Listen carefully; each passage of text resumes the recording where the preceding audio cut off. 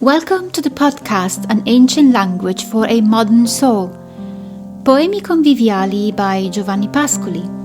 I'm here today with Professor Geoffrey Brock, who is Distinguished Professor of English at the University of Arkansas, where he teaches literary translation and creative writing. Geoffrey is a famous poet and translator who has received many awards. His book Last Dream, published in 2019, contains a beautifully translated selection of Pascoli's poems. Today we will talk about the Sleep of Odysseus, a poem narrating an episode in the story of Odysseus' long journey back to Ithaca. That's the Odyssey.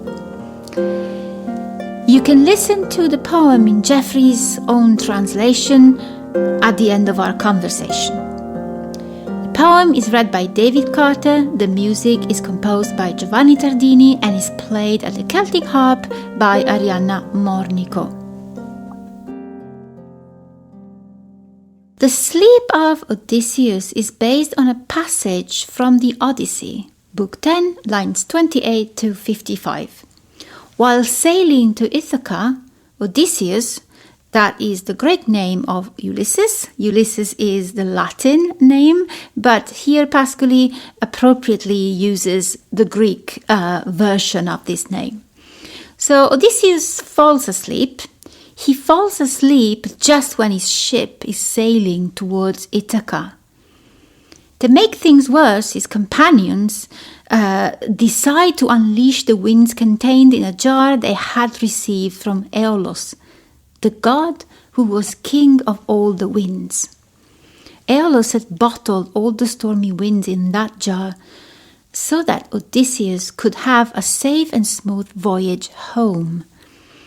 Unfortunately, while Odysseus is asleep, his companions become curious. They think there's a treasure in the jar.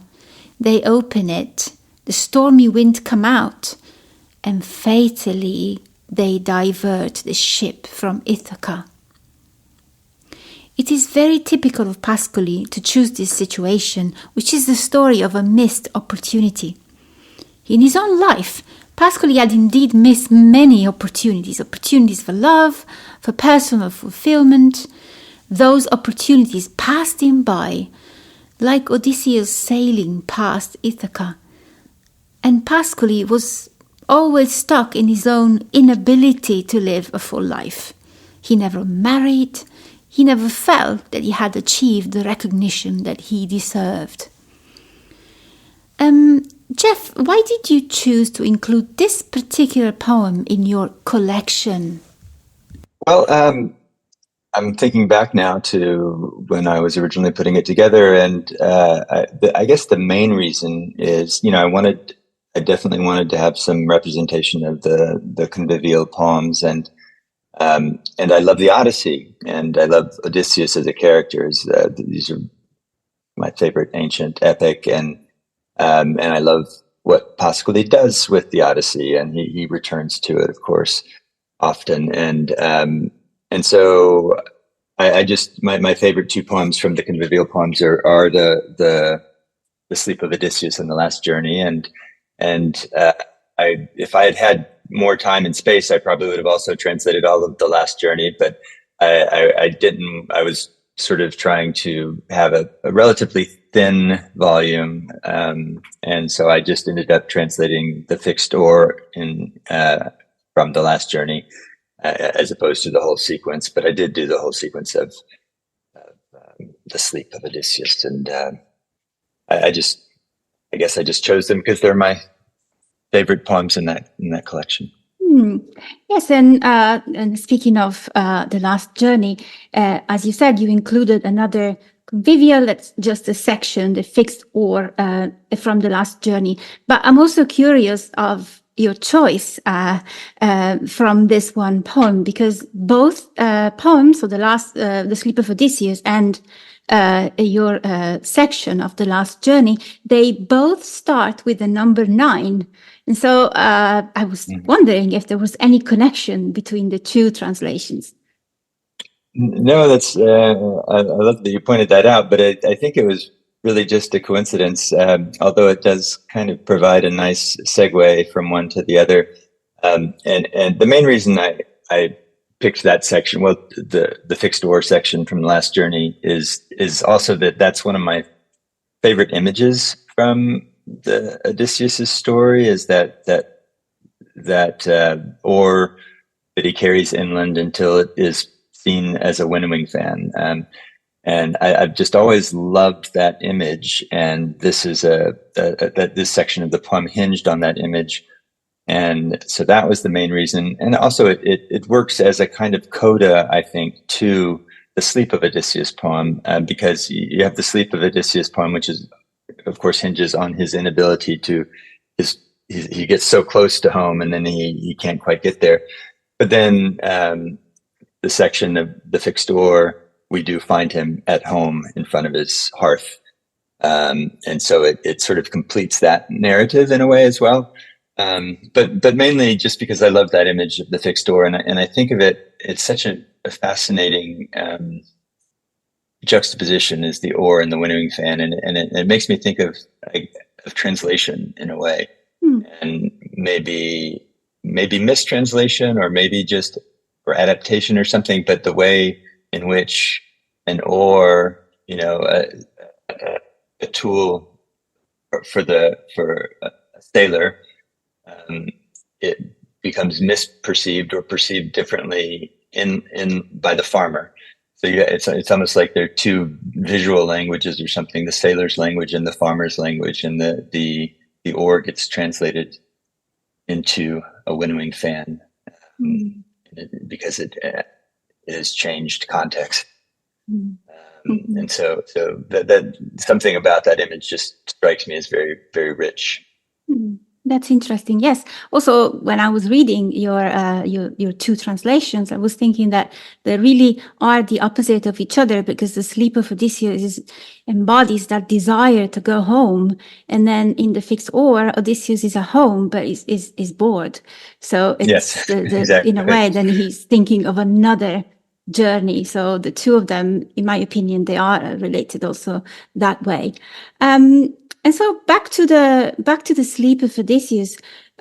This poem, as you know, has a very regular structure. There are 7 stanzas, and the last line is always a variation on the theme of sleep. And so in each stanza, we, the readers, and you, the listeners, they get to see all the things that Odysseus does, all the things that Odysseus does not see because he is sleeping. So we see the shores of Ithaca, we see his lands, his house, his father, his dog. And in a way, that variety always ends on a regular note, because Pascoli always ends his stanzas with the word sonno. So how did you decide to translate that last line in each stanza? I know you kept a regularity there too. Yeah, I feel like I kind of followed Pascoli's lead pretty literally. There, I don't always do that, but there I liked the way he used that refrain and the way he varied the refrain from stanza to stanza. As you say,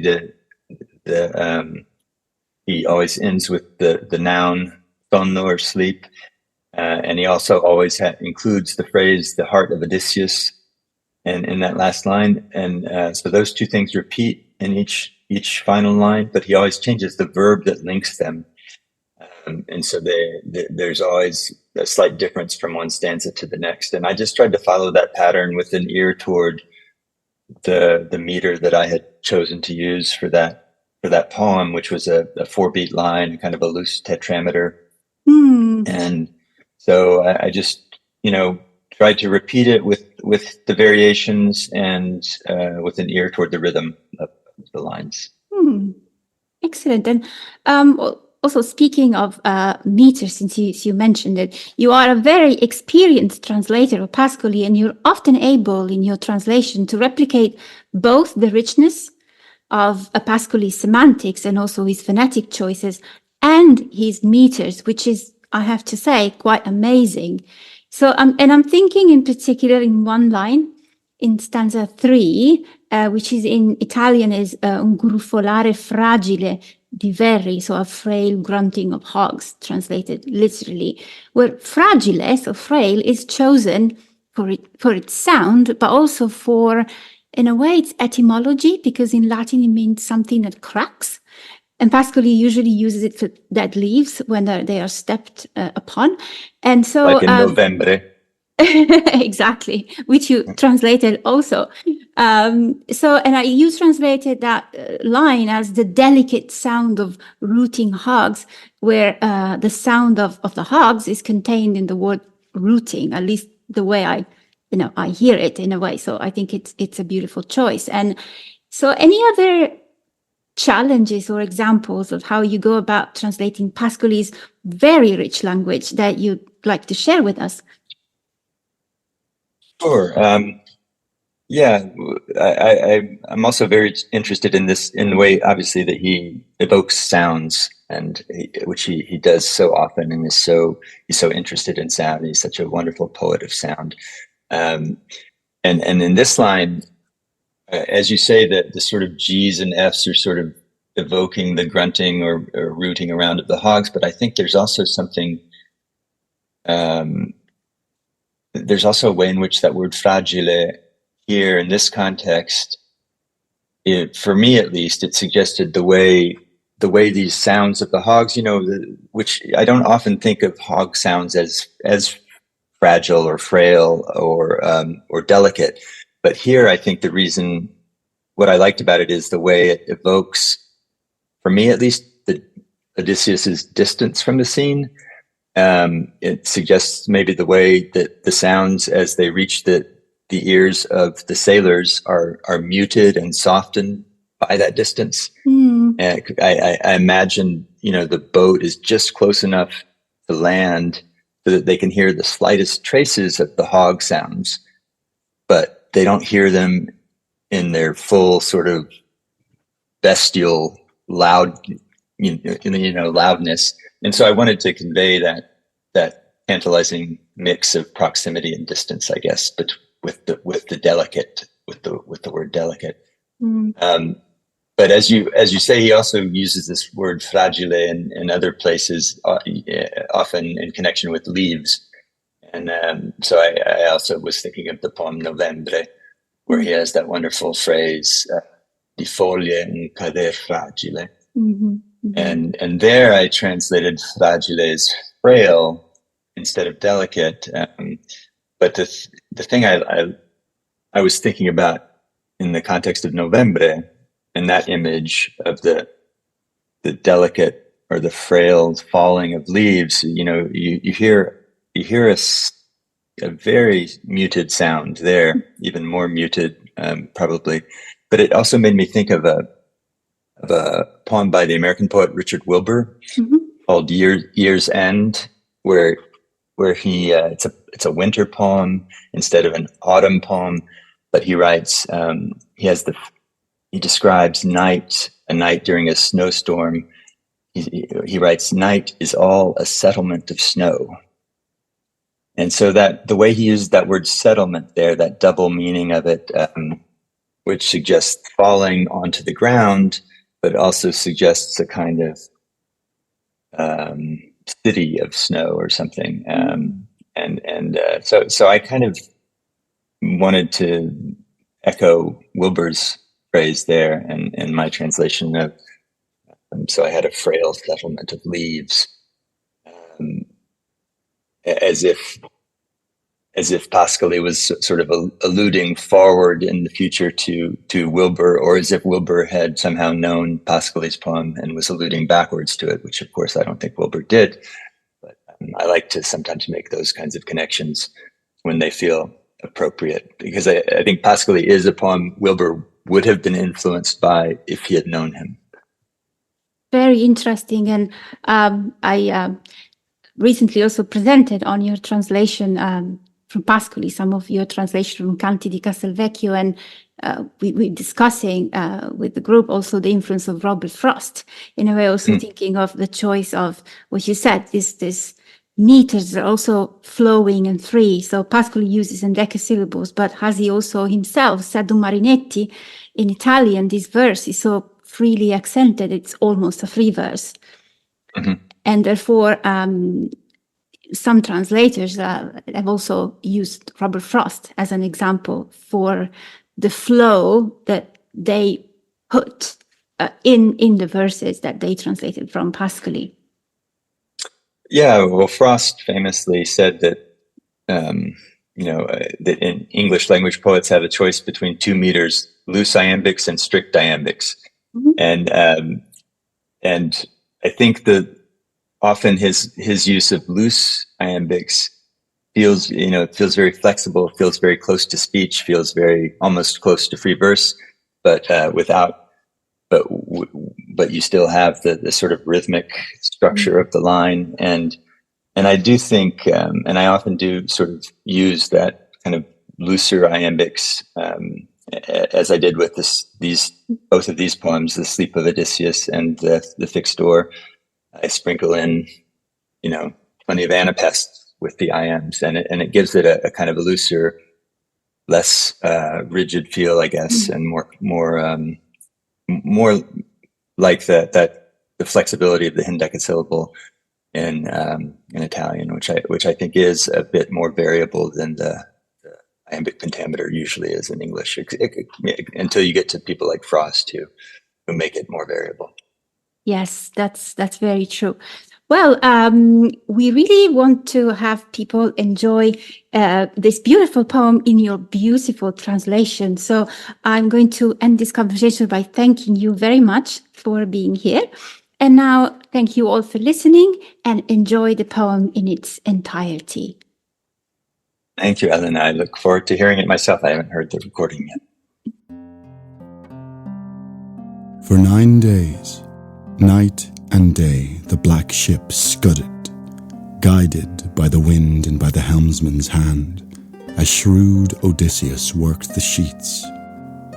Though weary, he did not yield them, for the wind bore him towards his beloved homeland.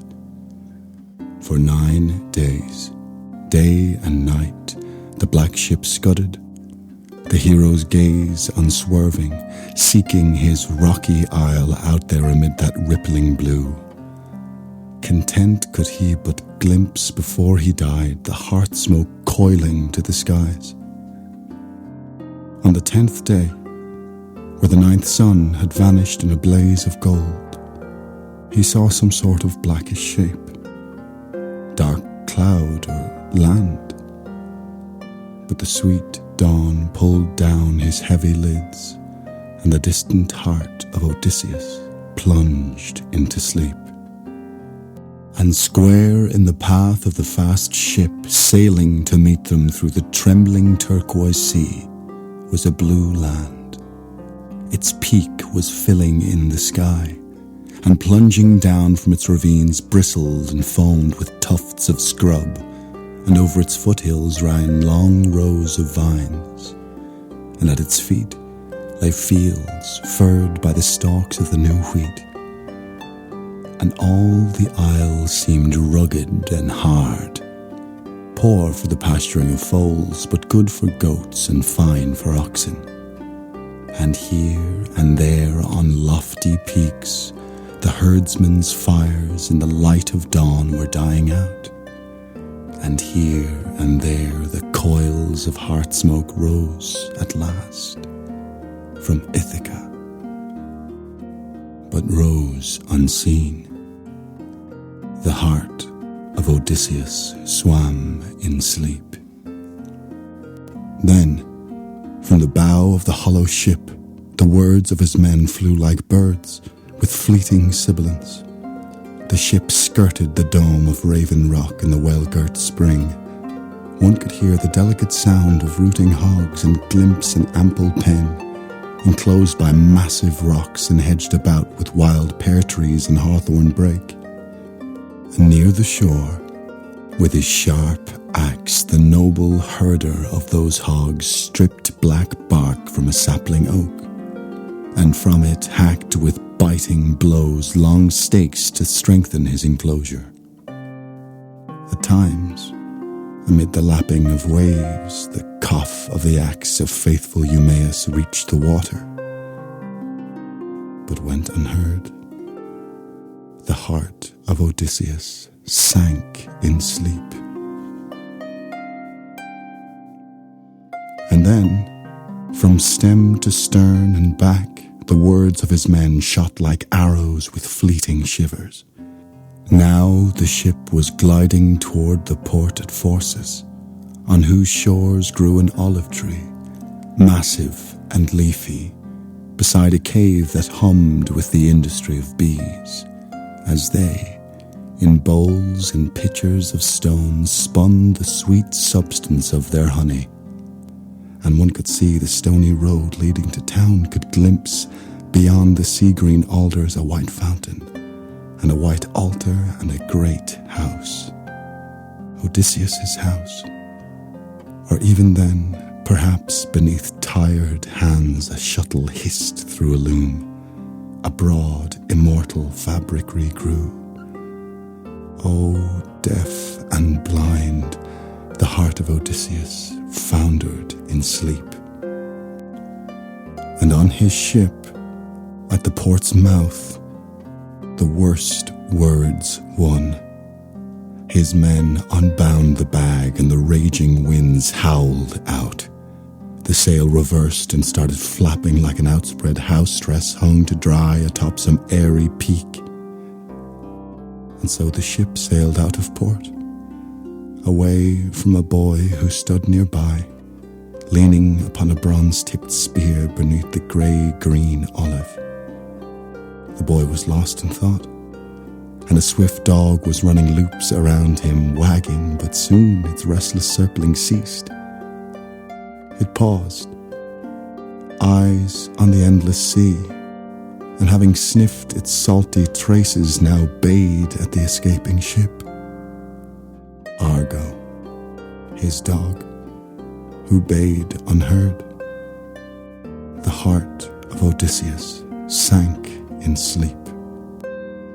And now the ship rounded a headland, and there between two rugged hills lay thriving orchards of pear and apple, well tended. The orchards of Laertes, orchards the old king had bestowed upon his son when his son was a boy, and liked to trail him asking this or that about the slender trees. 10 apple trees and 13 pears in rows, trees white with blossoms now. And in the shade of one, the whitest, an old man leaned against his hoe, facing the endless sea on which a sudden storm had begun to howl.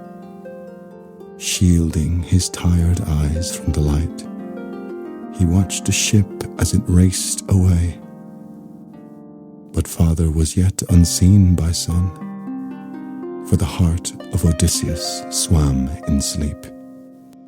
And the winds carried the black ship far from the shore, and the hero's eyes opened then, hoping to see smoke leap from the Ithaca he dreamed of, hoping to glimpse faithful Eumaeus tending his swine, or maybe his father in his tidy orchard, his father who, gripping a hoe, was watching his ship, or maybe his son, gripping his spear and watching too, or Argo, his dog, running in circles, wagging his tail and watching.